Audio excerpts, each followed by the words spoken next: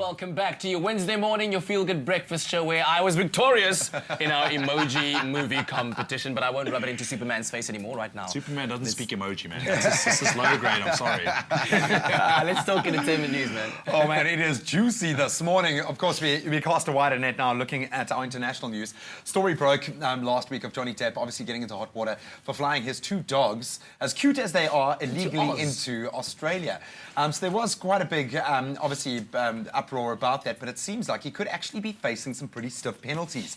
They've come out saying that he could be facing up to 10 years in jail if he is successfully prosecuted in Australia, or facing a fine of 3 million rand. Obviously, the chances of him actually facing jail time are pretty slim, but I don't think he's going to be shooting a movie in Australia very soon. That is shocking, but you know what? Once again, as I said back then when we talked about it, that the importance of just applying the rules. These are the rules, and whether you're Johnny Depp or Johnny Stupa Nekara, it doesn't matter. You broke the rules, and he probably...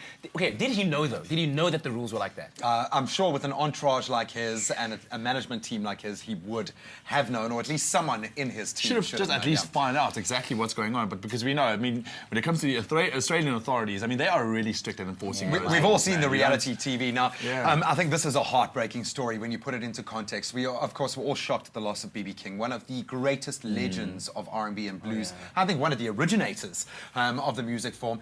There has already been a lot of talk about the circumstances of his death and the time leading up to that. In fact, over the entire year before his passing, there was talk from his family's side that the executor of his estate, his manager, Laverne Tony, was not taking proper care of him. While his children have come out now saying that she might have actually been responsible for his passing.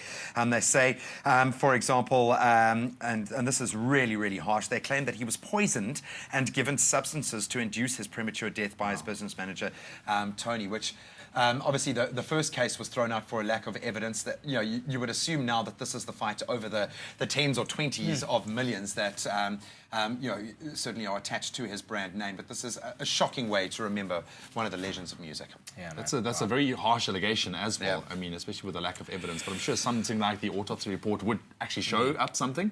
Well, I guess we'll keep you updated as soon as we also find out about the news there. But right now, time for us to catch up with Mr. Nick Hammond, who brings us this week's dose of the 5FM Top 40 and some of our, of course, great collaborations making their way into the top charts, including Timo ODV and Sarah Jackson with that Save Me. But I don't know if they're still holding on to that #1 spot. In fact, let's find out right now.